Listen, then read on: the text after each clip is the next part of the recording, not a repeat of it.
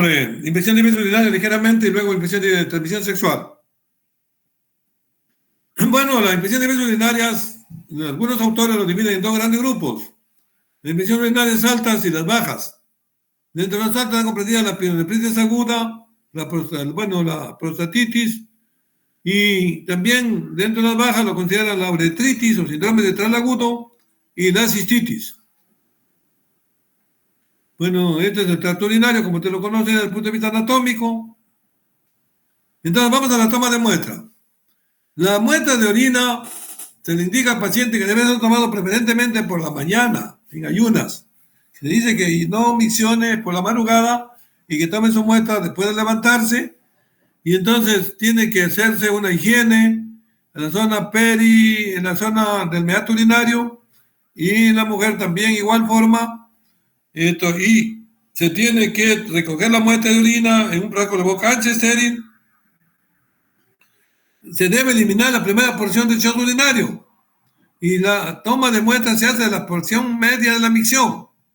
La parte intermedia de la micción es la muestra que se debe recoger. El volumen debe ser 25 a 50 mililitros, y también haberle indicado al paciente que por lo menos 48 horas antes o 24 mínimo horas antes de toma de muestra no debe tomar ningún antibiótico ni ningún antiséptico urinario. Aseo bueno de genitales, como digo, y higiene, y también hacer uso antes de tomar la muestra de un antiséptico tópico, de un antiséptico. Y se recolecta la muestra.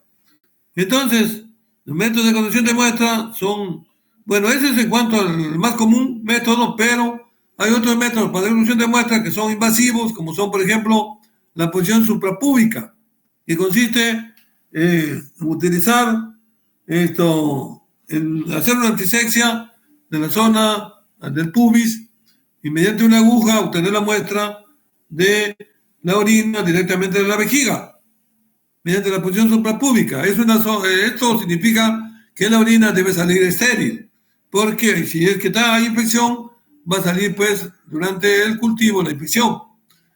El cateterismo vesical, aquellos pacientes que están con cateterismo, generalmente mientras más sean sometidos al cateterismo veces, hay más riesgo de desarrollar una infección de vías urinarias.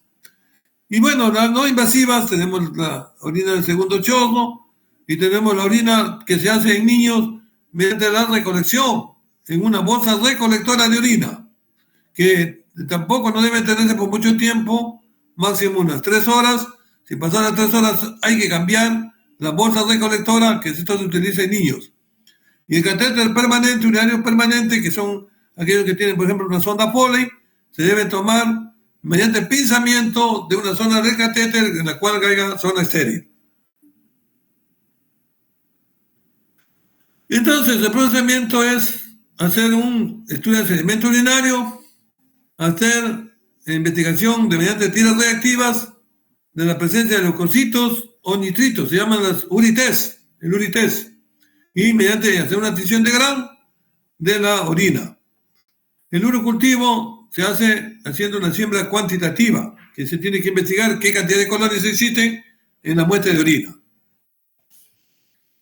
En los 85 pacientes derivados con diagnóstico de ITU, de infección del tracto urinario, corresponden a diagnósticos falsos positivos. Bueno, esto es por mala toma de muestra, por mal aseo, por muestra tomada en domicilio o infección local. Eso nos da falsos positivos a veces, cuando no se toma una buena muestra o no se procesa en la forma más adecuada. Estas las URITES, que son donde se investiga tanto la parte bioquímica como microbiológica. En la parte bioquímica se va a investigar los diferentes elementos, si hay presencia de sangre, si hay presencia de proteínas, si hay presencia de nitritos, si hay presencia de cuerpos cetónicos, si hay presencia de glucosa. Se va a investigar a través del URITES, y si hay presencia de leucocitos. También se investiga la densidad urinaria, el pH urinario, que son características organolépticas, que son características bioquímicas que se debe investigar, y también algunas físicas.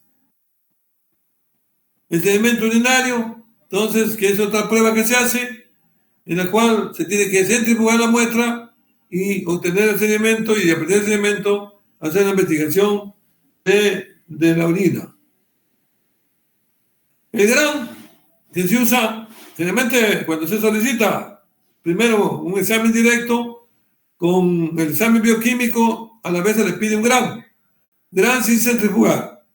Cuando se trata de GRAM sin centrifugar, entonces puede observarse ahí bacilos GRAM negativos o pueden observarse también como GRAM directo la presencia de cocos.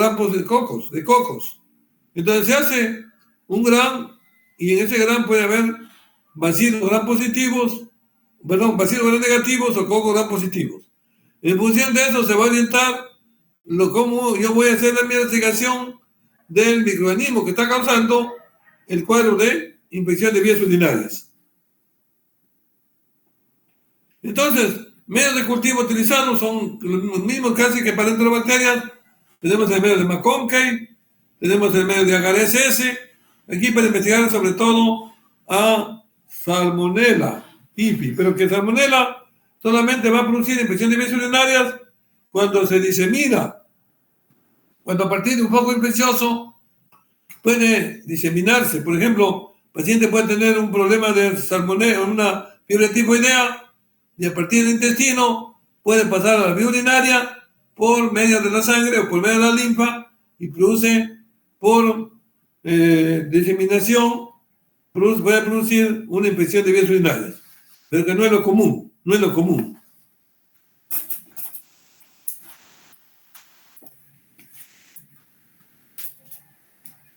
Un momentito, se me está agotando la... colonias lactosa positivas, que puede ser la E. coli, que es el más frecuente, causante, 85% de infecciones urinarias son causadas por la E. coli. Y aquí tenemos otro mecanismo que puede ser el Proteus, que puede causar el Proteus, una de las bacterias, o la Proteus, el Klebsiella también es una de las bacterias, entre las bacterias que causan infecciones de vías urinarias, en menor grado que E. coli, y también igual que Proteus, que es de menor grado que E. coli.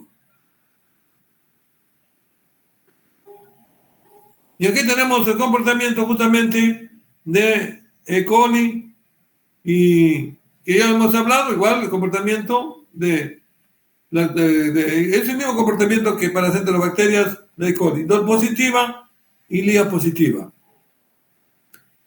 Aquí tenemos el comportamiento en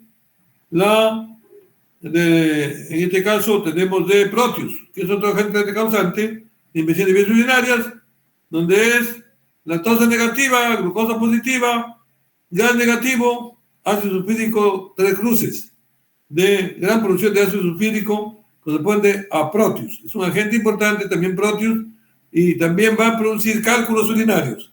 Finalmente, Proteus alcaliniza la orina y hay tendencia a la producción de cálculos o litiasis urinaria. La prueba de Indol, para diferenciar ambos de tipos según el crecimiento, si es una E. coli, Indol positiva, si es otro tipo, como por ejemplo una Proteus o una Klebsiella, Indol negativo. ¿Quiénes de los cocos gram positivos causan infección de vías urinarias? Tenemos al Enterococo fecalis, o el Enterococo fecalis, causa infección de vías urinarias. Y dentro de los estafilococos, los causantes de infección de vías urinarias son Staphylococcus aureus y Staphylococcus saprophyticus. Aureus y saprophyticus. Esos son los causantes de infecciones urinarias más frecuentes dentro de lo que son los cocos, gram positivos. Y lo que es las bacterias, sí tenemos en primer lugar a la E. coli, tenemos a Klebsiella, tenemos a Proteus, también puede causar infección de vías urinarias, Pseudomonas aeruginosa, causa infección de vías urinarias, y bueno, otras bacterias, pero en menor grado. Rara vez son las más frecuentes microorganismos causantes de infección de vías urinarias. Proteus mirabilis, el que causa infección de vías urinarias, tiene estas características. El comportamiento que ya les dije, en el LIA es LIA negativo, Bueno, el citrato es positivo, la urea es positivo, hemos dicho, porque por Proteus alcaliniza la orina. Hay otras pruebas que se pueden usar para Proteus que no lo hemos comentado casi en clase. Pasamos luego a la infección de transmisión sexual. Tenemos varios microorganismos que causan infección de transmisión sexual. Ya sabemos la Neisseria gonorrea, que causa la gonorrea. Después tenemos pálido, que causa la sífilis. Tenemos que causa el hipogranuloma venéreo. Los serotipos L1, L2 y L3, que causan el hipogranuloma venéreo. Tenemos también la clamidia trachomatis, que causa la uretritis no gonocócica o postgonocócica. Tenemos también a Calimactobacterium granulomatis, que causa el granuloma inguinal. Tenemos a la Gardenia vaginalis, que causa la vaginosis bacteriana dentro de las bacterias. Y tenemos también a hongos como la Candida albicans, que causa la vulvaginitis en la mujer y la melanopotitis en el varón. Y dentro de los virus tenemos virus de la hepatitis, virus del VIH y virus del papilomavirus. Virus de conciencia humana, virus del papiloma y virus de los herpes simples también, virus de los herpes simples y de las hepatitis. Entonces, en caso de lo que es la uretritis gonocócica, en la muestra se debe tomar en el varón de la secreción uretral y en la mujer de la secreción de cuello uterino. Y se hace un gramo. ¿Y qué se va a observar? La presencia de diplococos gram negativos que están siendo fagocitados por polimorfos nucleares. Diplococos gram negativos intracelulares dentro de las polimorfos nucleares. Ahora, ¿en qué medios se cultiva? También es recomendable, cuando se toman las muestras para investigar gonococo, que debe transportarse la muestra en un medio de transporte, que es el medio de estuaramies, y que ahí puede permanecer por 12 horas como máximo a 30 grados, antes de hacer el cultivo. Pero lo ideal es tomar la muestra, inmediatamente hacer el cultivo, en un medio no selectivo, que es el medio de agar chocolate, o un medio selectivo, que es el medio de agar Thayer Martin. Y también una característica en cuanto al aislamiento que hay que tener en cuenta de Neisseria gonorrea o gonococo es el cultivo. Hay que colocar las placas en una jarra especial, que puede ser la jarra Gaspac, o algún dispositivo de un material que pueda ser un recipiente ancho, en donde puedan ingresar las placas y que sea estéril ese recipiente, y luego someterlo a incubación a una atmósfera de CO2 de 5 a 10%. Para esto se puede usar el método de la vela, donde se coloca una velita dentro de ese dispositivo, y cuando se apaga la vela, eso significa que se ha consumido todo el oxígeno que existe en el ambiente y crea un ambiente con esa atmósfera de 5 o 10%, la atmósfera húmeda. Y se incuba a 37 grados por 24 o 48 horas. Y luego de ese tiempo van a crecer las colonias, y luego se hace la identificación también con un GRAN. Entonces, en el GRAN aparte del GRAN, también se puede emplear como una coloración simple para investigar a los gonococos, que es la coloración de azul de metileno, en la cual se van a teñir los diplococos como teñidos de un color azul intenso. Bueno, ahí tenemos la toma de la muestra. Se puede tomar también, hay locaciones transgenitales donde se puede tener simplemente con gonorrea, como es en la zona anorrectal, en la zona faringea, en los ojos también de los recién nacidos, cuando la madre le contagia al recién nacido en el momento del parto. Unos 2 días después del parto, el niño va a presentar una secreción amarillenta intensa a nivel de los ojos, compatible con lo que es una conjuntivitis gonocócica. Aquí, como se toma en la mujer, hay que poner el cuello uterino. La mujer también hay que tener cuidado cuando se toma muestras de que si está en una etapa de menstruación, hay que colocar un tapón vaginal para que no haya riesgo de contaminación de la muestra de orina con la sangre. Bueno, el examen directo es lo que se hace, los frotis, el cultivo, ya dijimos, y la identificación presuntiva se hace desde que conozco haciendo otras pruebas complementarias, como es la prueba de oxidasa, que es negativa, perdón, positiva. La prueba de catalasa, que es positiva.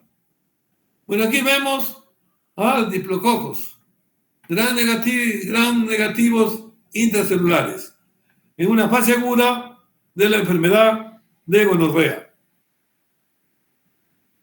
Aquí vemos típicos diplococos gran negativos intracelulares, fase aguda de la gonorrea. Teñidos con azul de metileno, diplococos gran negativos teñidos de un color azul intenso. Cultivo, crecimiento de las colonias en el medio del gran chocolate, medio no selectivo. Pasamos luego al cultivo de sífilis, al diagnóstico de sífilis.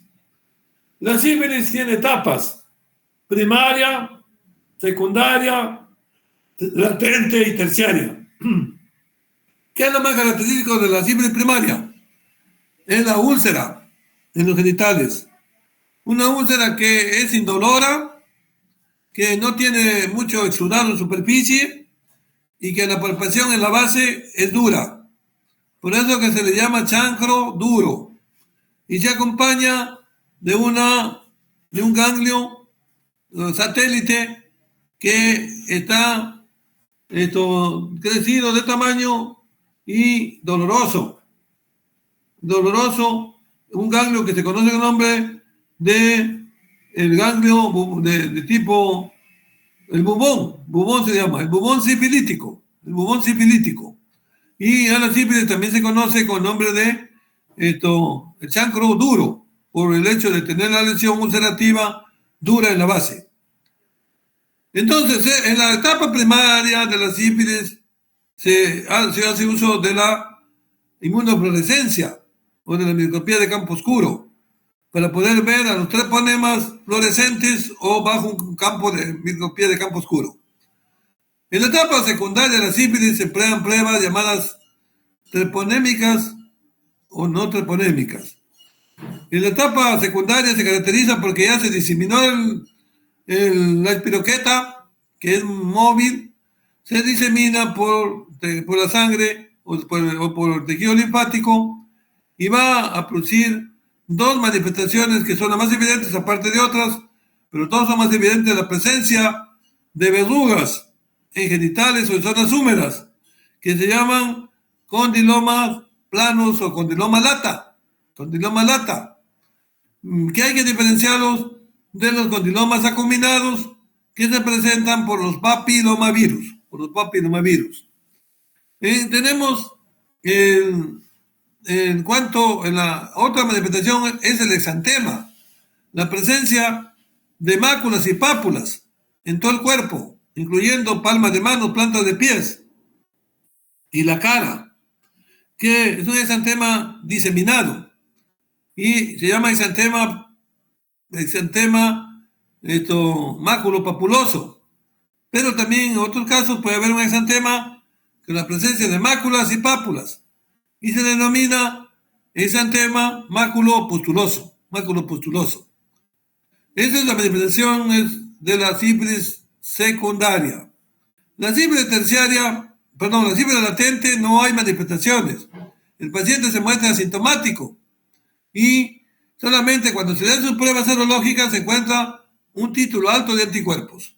Y por eso es una etapa latente.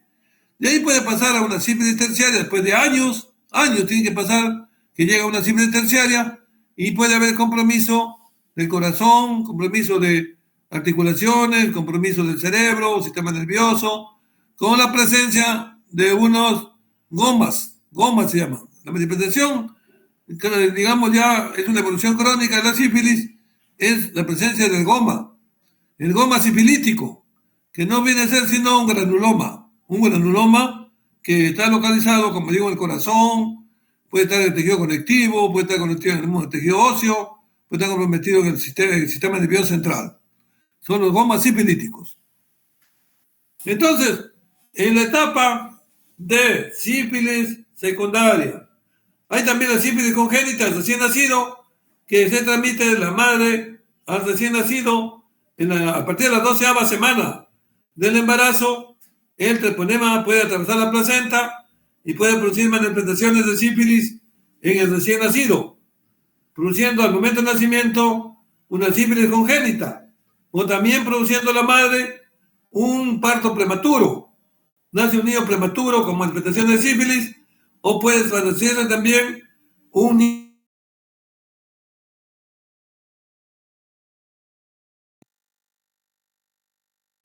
Pero lo más frecuente es que nazca el niño con la sífilis congénita, que hay manifestaciones a nivel de palmas de plantas de manos y pies, también con lesiones descamativas y maculopapulosas y descamativas en palmas de manos y plantas de pies.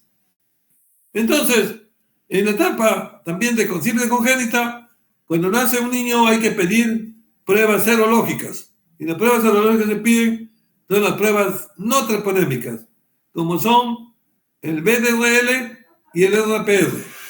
El RPR hay pruebas rápidas de Regina, el VDRL, que significa prueba de investigación para sífilis en laboratorio, prueba para investigación de enfermedad venérea, más que dice, prueba de investigación para enfermedad venérea en laboratorio. Y dentro de las pruebas treponémicas más usadas son la prueba de anticuerpos fluorescentes al treponema pálido y la prueba de treponema de microaglutinación o la prueba de hemaglutinación al treponema pálido o la prueba de microhemaglutinación al treponema pálido. Las pruebas no treponémicas pues se emplean poco en nuestro medio. Hay que tener la presencia de los treponemas para poder hacer la prueba respectiva serológica. Entonces, las pruebas serológicas detectan los anticuerpos de tipo IgG y IgM, que se conocen con nombre de reaginas. Y los anticuerpos van dirigidos son de tipo IgM. El antígeno que se utiliza en el caso de estas pruebas es un antígeno, no viene a ser digamos, del mismo treponema, no es el mismo treponema, sino es un antígeno que se llama cardiolipina, que es obtenida de corazón de buey, y se llama antígeno cardiolipina cefalina colesterol, que tiene la capacidad de reconocer a los anticuerpos de los pacientes que tienen sífilis, o que tiene la capacidad de reconocer a las reaginas que tiene el paciente de sífilis. Entonces, los vasos positivos son frecuentes. El uso de sífilis se usa en etapas bastante temprana y en la tardía. Ya dije que la prueba es una prueba de inoculación que utiliza el antígeno VDRL. Ya les dije, investigación de prueba venérea, de investigación de enfermedad venérea en el laboratorio. Bueno, tenemos otras pruebas de procuración, como son el RPR, que se emplean, por ejemplo, la prueba de AR, la prueba de TRUS. Bueno, la más empleada es la VDRL y la RPR. Encima en un ensayo ELISA también se puede emplear para... Sí. ¿Aló?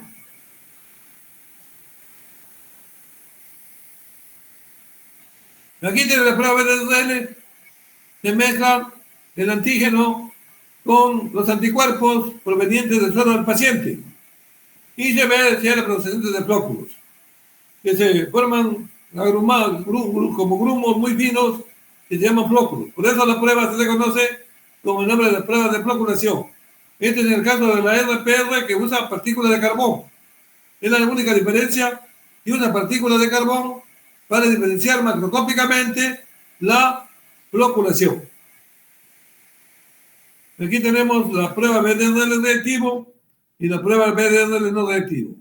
VDRL reactivo, la presencia de flóculos típicos que nos indican un VDRL positivo, en este caso se habla de VDRL reactivo, y VDRL no reactivo cuando es la prueba negativa.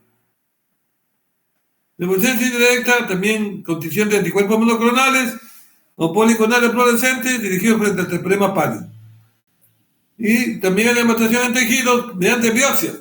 Hay que tener en cuenta que el treponema pálido no se tiñe con ningún tipo de colorante común, como por ejemplo con Yensa, con Guay, con Gran. Se usa una coloración especial, que es la coloración de sales de plata, que son coloraciones argénticas. Y bueno, también se usa el ELISA, que puede ser una prueba específica. El cultivo, no existe medio de cultivo in vitro. Solamente se ha podido investigar a demostrar en vivo que crece el treponema pálido en testículos de conejo. Y bueno, también se emplea la prueba de biología molecular, técnica bioquímica, mediante el PCR, para investigar sífilis congénita, para investigar neurosífilis y sífilis primaria temprana. La prueba antitroponémica, anticuerpos fluorescentes. También tenemos la prueba de TPA, treponema pálido de hemaglutinación. La prueba de Western blot también se usa. La prueba de inmovilización de treponema pálido. Son pruebas que se utilizan de tipo treponémicas. Ahí vemos una sífilis primaria que se localiza en la zona de la vulva en la mujer y en el varón, en el surco banano prepucial. Es el lugar más localizado, pero pueden haber también sífilis primaria en la boca, puede haber en la zona también del recto o en la zona también de pezones. Incluso la mujer puede presentarse sífilis primaria. Ahí vemos el treponema pálido bajo microscopía de campo oscuro. Se ve incluso móvil. Ahí tenemos sífilis secundaria, el exantema palmoplantar, exantema maculopapuloso. Es una sífilis, o lo es, también se le llama secundaria. Igual, un exantema que compromete todo el cuerpo de tipo maculopapuloso. Bueno, la Clamidia trachomatis se caracteriza porque es un microorganismo intracelular, porque su ciclo de replicación lo lleva dentro de las células que infectan, dentro de las células del uroepitelio. Y la Clamidia trachomatis presenta dos tipos de formas evolutivas, que son los cuerpos elementales y los cuerpos reticulares. Y su ciclo reproductivo, como vamos a decir, lo lleva dentro de las células. Vive su maquinaria metabólica, como también su maquinaria para la reproducción es a expensas o lo lleva dentro de las células. Pero, sin embargo, tiene las características en cuanto a su estructura de una bacteria gram negativa. Entonces, sus medios de diagnóstico son, la prueba de oro es el cultivo celular, el cultivo en células M. sequoia. Es la prueba de oro. Pero, sin embargo, la sensibilidad no es tan alta, 60-80%. Tenemos la detección también mediante ELISA, detección de antígenos provenientes de muestras, ya sea de cuello uterino o muestras de secreción del varón. Entonces, y tenemos también pruebas de hibridación de ADN, también hay inmunocromatografía, test de inmunocromatográficos que tienen poca sensibilidad. Y también tenemos pruebas de amplificación de ácidos nucleicos, la PCR, con una alta especificidad, 98-99%, la prueba de PCR para investigación de Clamidia trachomatis, causante de la uretritis no monocócica o poco monocócica, como también el linfocoronoma venéreo. Tenemos inmunofluorescencia, que se puede utilizar para Clamidia trachomatis. Hay la presencia de cuerpos elementales dentro de las células o cuerpos articulares. Pruebas moleculares, vemos para clamidia y también pruebas de anticuerpos, también se puede investigar. Pruebas serológicas para de tipo IgM y IgG. Como siempre, el IgM incrementa en la fase aguda y el IgG más tardíamente y sube luego para mantenerse elevado el título de inmunoglobulina G. Mientras que aquí vemos que la PCR tiene también buen tiempo de elevación y se puede detectar la infección tempranamente. La inmunocromatografía puede demostrarse si hay una línea o dos líneas, si hay una sola línea que es el control, es negativa, y si hay dos líneas, entonces significa que es positiva para clamidia. Test positivo. Estos son la presencia de cuerpos, de inclusiones. Bueno, esto ya para el caso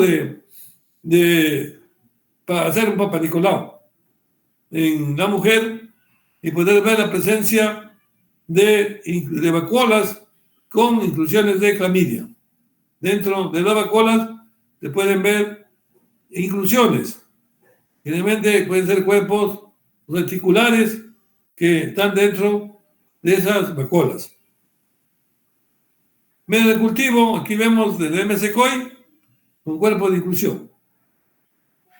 Bueno, la prueba de PCR, donde se investigan diferentes proteínas de la clamidia. Bueno, Candida albicans ligeramente es un hongo dimórfico, crece a diferentes temperaturas, 25 grados temperatura ambiental, 37 grados temperatura del cuerpo humano, y este hongo va a formar parte de la flora, pero sin embargo también puede causar problemas desde el punto de vista de enfermedad sexual, como he dicho, paranopostitis en el varón, y en la mujer causa la candidosis vulvovaginal, o también llamado vulvovaginitis.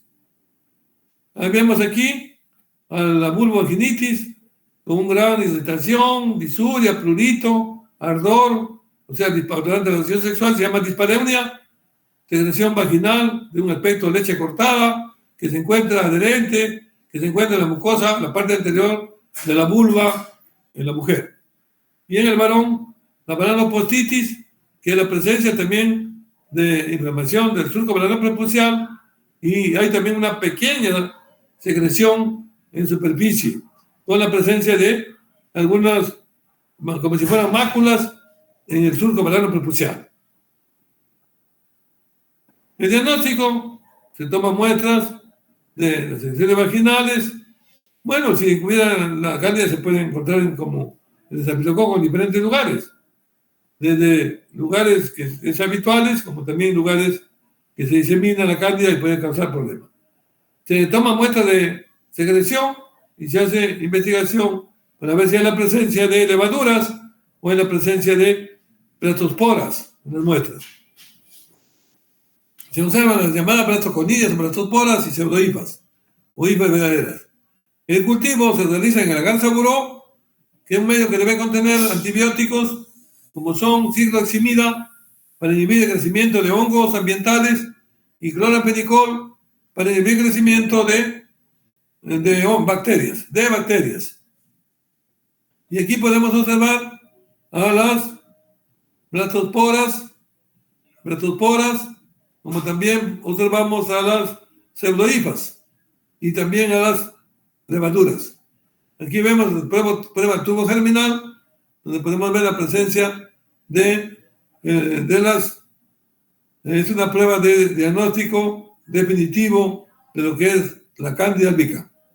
Aquí vemos el crecimiento del medio de cultivo, que son colonias, como vemos, de color cremoso, de aspecto cremoso, de aspecto redondeado o ligeramente ovalado. Las colonias son labras, o sea que no presentan micelio.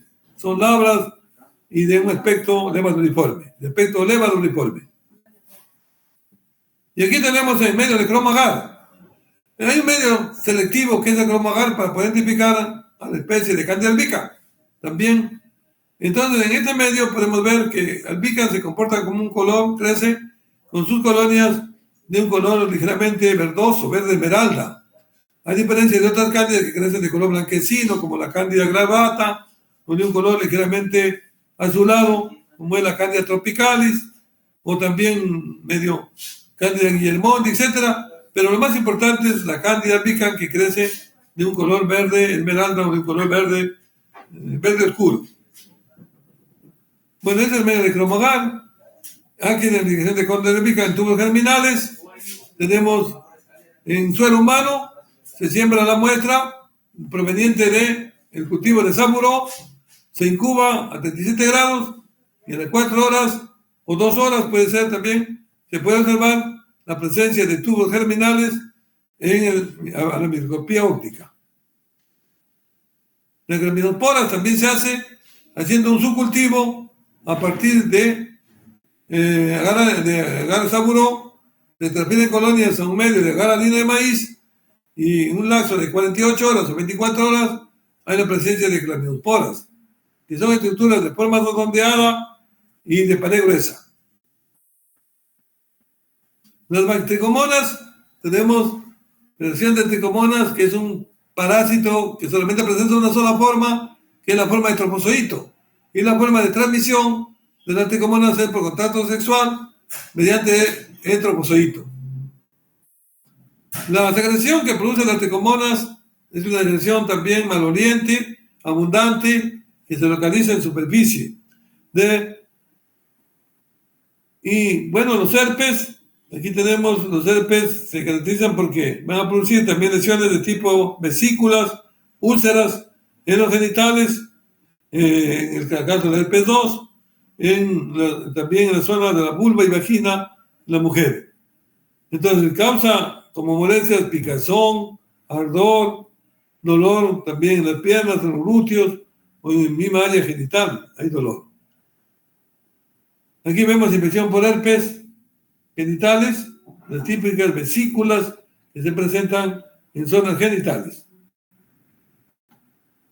El diagnóstico de los herpes se hace aislamiento del virus de cultivo celular o también mediante inmunopresencia directa, haciendo uso de anticuerpos fluorescentes o también haciendo tinciones de Papa Nicolau o haciendo la tinción de SAN, el método de SAN que sirve para investigar a los herpes de tipo herpes virus, específicamente el herpes 2, que es el herpes zóster, perdón, el herpes genital o el herpes tipo 1, que también puede causar problemas que considera, pero mayormente se considera como un agente de ETS al herpes 2, al serotipo 2.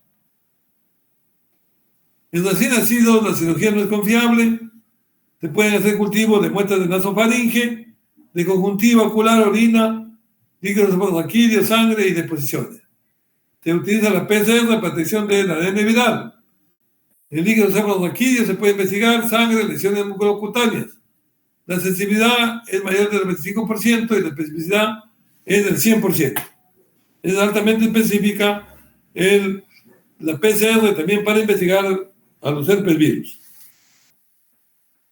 Bueno, el virus papiloma, aquí lo típico son la presencia de verrugas genitales, conocida con nombre de condiloma combinado, que se localizan también en los genitales, tanto en la parte del cuello uterino como en la vulva en la mujer y en el varón también en el surco velado prepucial.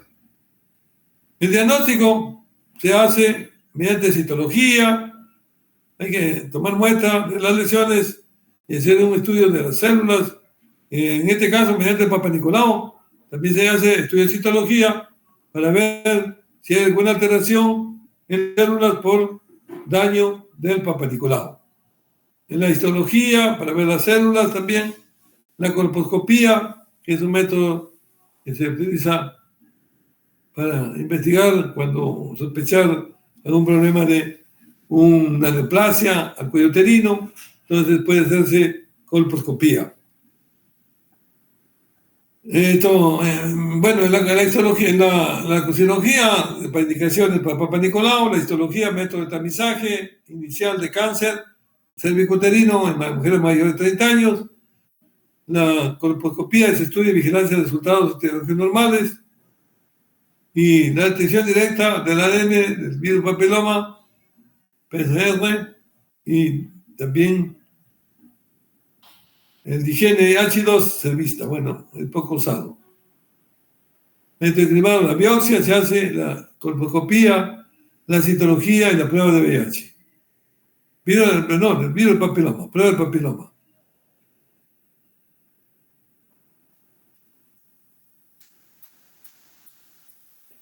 Bueno, esta es la prueba de segunda muestra que se usa ya. VIH, ve las células de Papa Nicolau. Lo más importante aquí son la presencia de los coilocitos, que son queratinocitos que están dilatados con presencia de halos transparentes. Presencia de halos transparentes. Colposcopía es una forma de mosaico extenso e irregular con los Z de diferentes tamaños, cambios mayores a nivel del cuello uterino.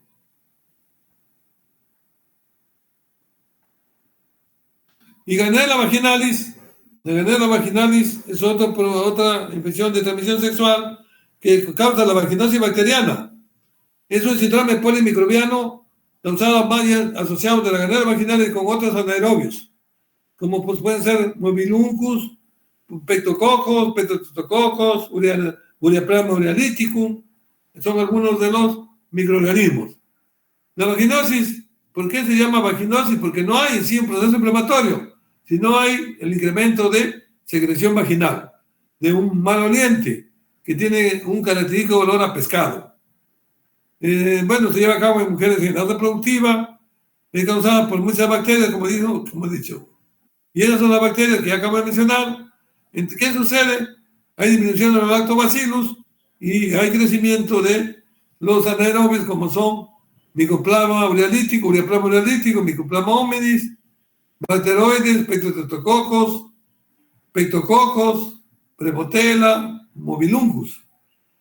Entonces, su característica de la gangrena vaginal y del bacilo es un bacilo inmóvil, no capsulado. Su tamaño varía de 0,5 por 1,5 a 3 micrómetros. Es anaerobio facultativo, catalasa o oxidasa negativo, con una toxina citotóxica que rompe las células. Entonces, en el diagnóstico de la vaginosis bacteriana se usan los criterios de Ansel. Con 3 criterios se hace el diagnóstico. ¿Cuáles son los criterios de Ansel? El primer criterio caracteriza la secreción. Es una secreción homogénea, maloliente, con un típico olor a pescado. Esa es la característica. Luego, pH mayor a 4,5 es otro criterio. Otro criterio, presencia celular clave. Y el otro criterio, test de aminas positivo. Suficiente 3 de estos criterios para hacer diagnóstico de vaginosis bacteriana. Y los criterios NUGE, que son evaluar el morfotipo bacteriano, de tal manera que generalmente los lactobacillus, que son bacilos gruesos, gran positivos, que se encuentran en la vagina como parte de la flora normal, entonces van a alterar la cantidad de estos bacilos y va a producir una infección bacteriana. Entonces, de tal manera que podemos ver de que los lactobacillus van disminuyendo en cuanto a un puntaje que se les da, mientras que los ganglios vaginales y los mobiluncos van subiendo. De tal manera que cuando el puntaje es 0, hay mayor cantidad de lactobacillus y hay 0 ganglios vaginales y 0 mobiluncos. Cuando se da un puntaje de 1, hay lactobacillus en un número de 5 a 30 y ganglios vaginales menor de 1 y mobiluncos de 1 a 4. Cuando se trata de lactobacillus entre los números 1 y 4,